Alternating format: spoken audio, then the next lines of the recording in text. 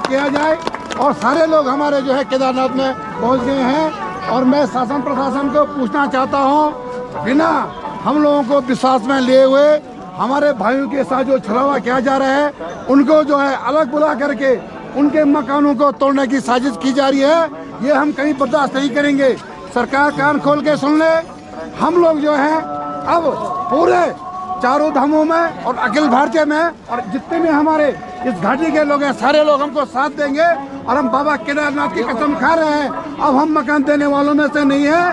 और जैसे ही सरकार ने हमसे जबरदस्ती की तो हम लोग इनके सारे कामों में यहाँ पर जो है कार्य रोक सकते हैं।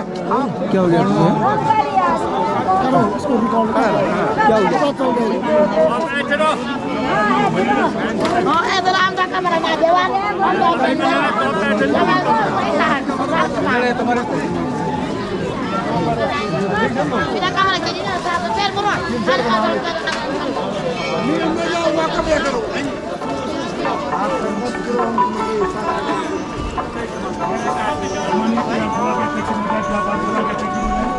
हर हर महादेव।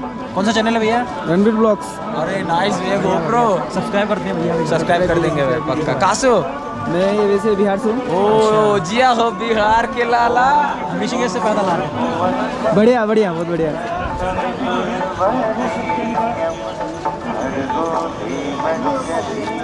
आंदोलन होगा और इसी परिप्रेक्ष्य में मैं सामान्य सुना अनुरोध करूंगा, आप भी अपने शब्द प्रकट करें।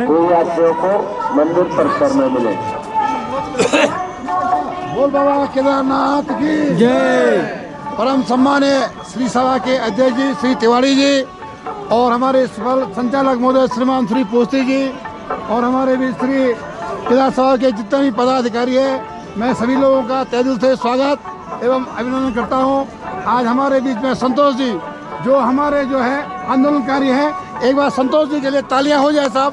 संतोष जी का स्वागत किया जाए और सारे लोग हमारे जो है केदारनाथ में पहुंच गए हैं। और मैं शासन प्रशासन को पूछना चाहता हूं, बिना हम लोगों को विश्वास में लिए हुए हमारे भाइयों के साथ जो छलावा किया जा रहा है, उनको जो है अलग बुला करके उनके मकानों को तोड़ने की साजिश की जा रही है, ये हम कहीं बर्दाश्त नहीं करेंगे। सरकार कान खोल के सुन ले, हम लोग जो है अब पूरे चारों धामों में और अखिल भारतीय में और जितने भी हमारे इस घाटी के लोग हैं, सारे लोग हमको साथ देंगे और हम बाबा केदारनाथ की कसम खा रहे हैं, अब हम मकान देने वालों में से नहीं है। और जैसे ही सरकार ने हमसे जबरदस्ती की तो हम लोग इनके सारे कामों में यहाँ पर जो है कार्य रोक सकते हैं। आप देख सकते हैं बिना अनुमति के इतने बड़े भवन बन रहे हैं। दूसरी जोशीमठ को यहाँ जो जोशीमठ पे आपदा आई है, वहाँ पर 5 मंजिला भवन था, तो सरकार जो है केदारनाथ में जो है जोशीमठ को चाहती है बनाना, हम ये बनने देंगे नहीं है। और सरकार फिर भी अपना एक कान खोल के सुन ले, आज से हम लोग जो है जो भी कार्य करेंगे, हम केदार सभा के बैनर के तले कार्य करेंगे। और यदि सरकार पर अपना गजट नोटिफिकेशन हमको दिखाए, सरकार यहाँ पर क्या करना चाहती है। सरकार ने कहा हमको रास्ता दो, हम लोग उन्हें रास्ता दिया। सरकार ने कहा भवन दो, लेकिन आज तक जिन भाइयों ने भवन दिए हैं उनके नाम पर रजिस्ट्री नहीं है। हमारे वो भाई लोग घूम रहे हैं। कल के दिन सरकार की मंशा है कि तीर्थपुर लोग यहाँ से जाएंगे, लेकिन बाबा केदारनाथ हमारे साथ में है, सरकार को यहाँ से जाना पड़ेगा। सरकार कान खोल कर सुन ले, अब ये आंदोलन जो है उग्र होने की तैयारी में है। इसलिए मैं बाबा केदारनाथ से प्रार्थना करता हूँ, सरकार जो है खड़े भवनों के साथ छेड़छाड़ करना बंद करे। जय श्री केदार, हर हर महादेव। हर हर महादेव। धन्यवाद शुक्ला जी।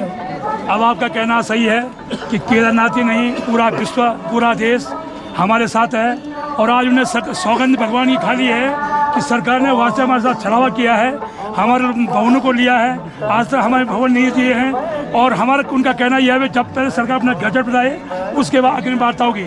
इसी परिप्रेक्ष्य में अपने व्यापार संघ अध्यक्ष से प्रार्थना करता हूँ, आप भी 2 शब्द कहने का कष्ट करें। वंदे देव उमापतिं सुरगुरुं वंदे जगत्कारकं वंदे पण्डगभूषणं मृगधरं वंदे पशूनां पतिं वंदे शूरशशांक भगिनी नयनं वंदे मुकुंदं प्रियं वंदे भक्तजनाश्रयं सवरदं वंदे शिवं शंकरं। परम सम्मानित श्री केदार सभा के अध्यक्ष महोदय श्री राजकुमार तिवारी जी, पूर्व अध्यक्ष श्री विनोद शुक्ला जी, वरिष्ठ तीर्थ पुरोहित श्री उमेश कोस्ती जी, श्री धीरेन्द्र शुक्ला जी, सम्मानित मातृशक्ति एवं समस्त तीर्थ पुरोहित बंधुओं, समय वह था जब यहाँ पे एक बार आपदा आई थी 2013 में, और उसके बाद यहाँ पे जो उत्तराखंड के तत्कालीन मुख्यमंत्री हरीश रावत जी थे, तो उन्होंने यहाँ पे दौरा किया था और उन्होंने हमको आश्वासन दिया था कि जो ये बाज़ार है, इस बाज़ार में हम आपको जो है 10-10 फीट की दुकानें बना कर के देंगे। 10 फीट की दुकान इधर देंगे, 10 फीट की दुकान दूसरी साइड में देंगे।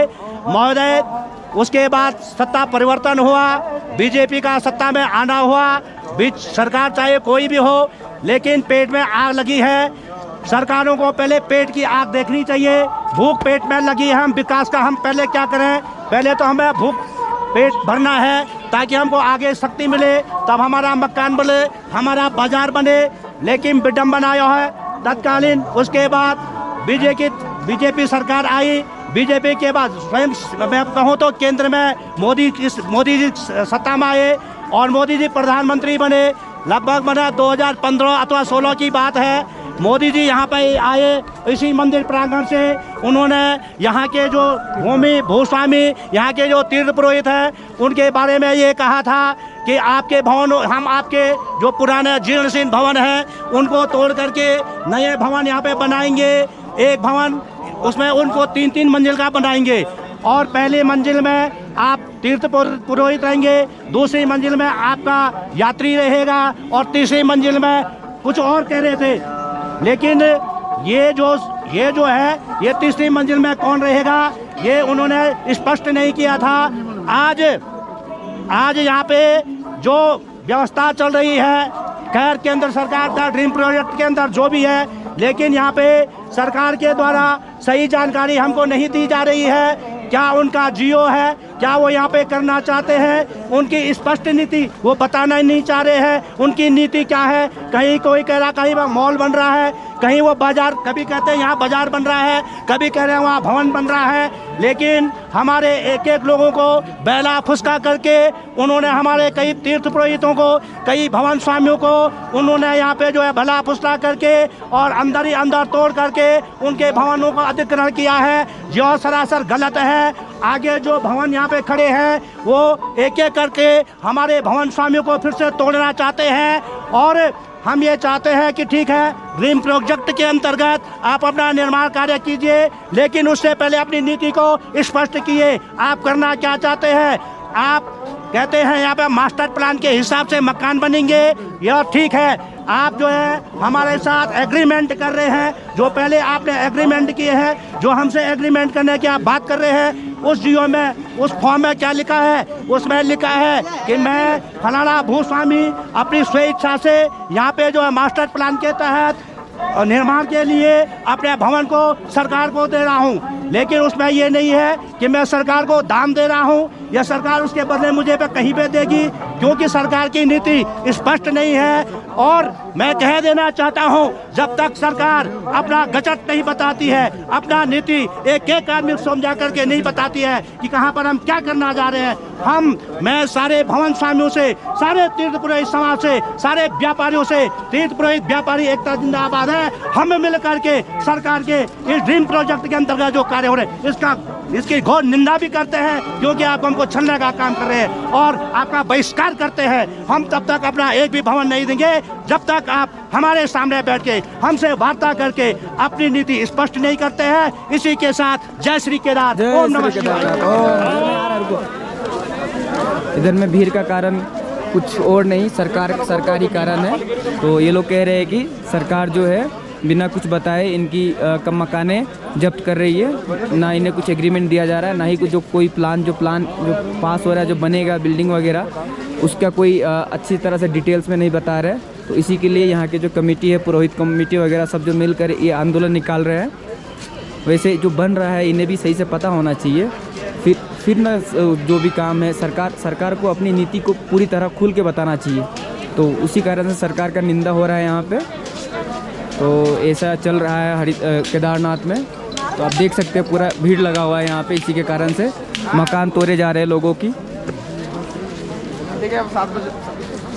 की टक्कर से संघर्ष हमारा नारा है। की टक्कर से शासन प्रशासन होश में आओ, शासन प्रशासन होश में आओ, होश में तुमको आना होगा, होश में तुमको आना होगा।